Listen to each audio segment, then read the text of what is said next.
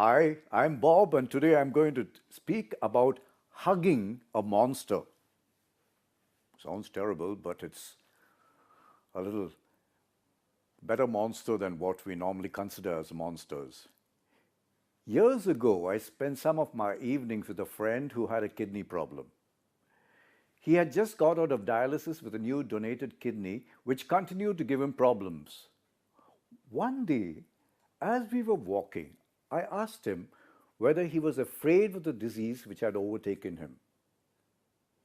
No, Bob, he said. I've made it my friend. But it should be your enemy, I exclaimed. Well, he said with a smile, it's decided to live in my body, hasn't it?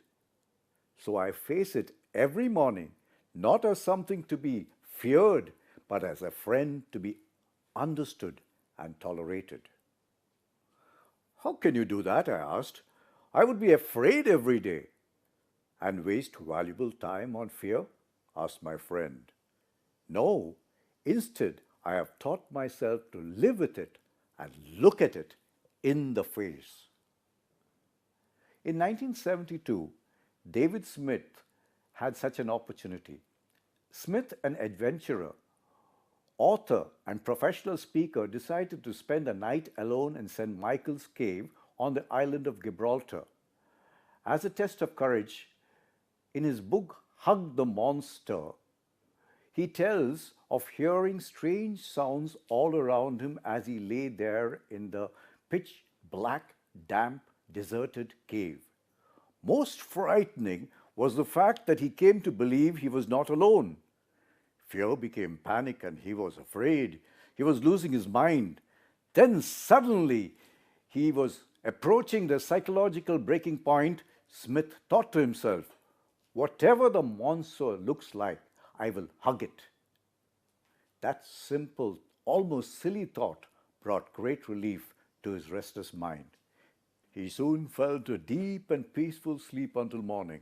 He learned that embracing his fear allowed him to subdue it.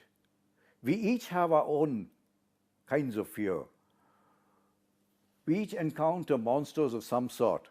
We may fear spiders or insects, heights or crowds, abandonment or loneliness, the future of death, and most of us are occasionally visited by shadows of these monsters in the dark of the night. The next time you're afraid, try hugging the monster. Face that fear head on. Whatever it is, embrace it. You may be surprised at how quickly it slips away and how confident you begin to feel. Remember what Eleanor Roosevelt said. You gain strength, courage, and confidence by every experience in which you stop to look fear in the face. My friend passed away when his donated kidney failed. But every now and then I can hear his words. As he told me so many years back, he had learned to hug his monster and wasn't afraid after that. My dear friends, all of you, do you have a monster waiting to be hugged? Do so. Thank you. This is Bob signing off.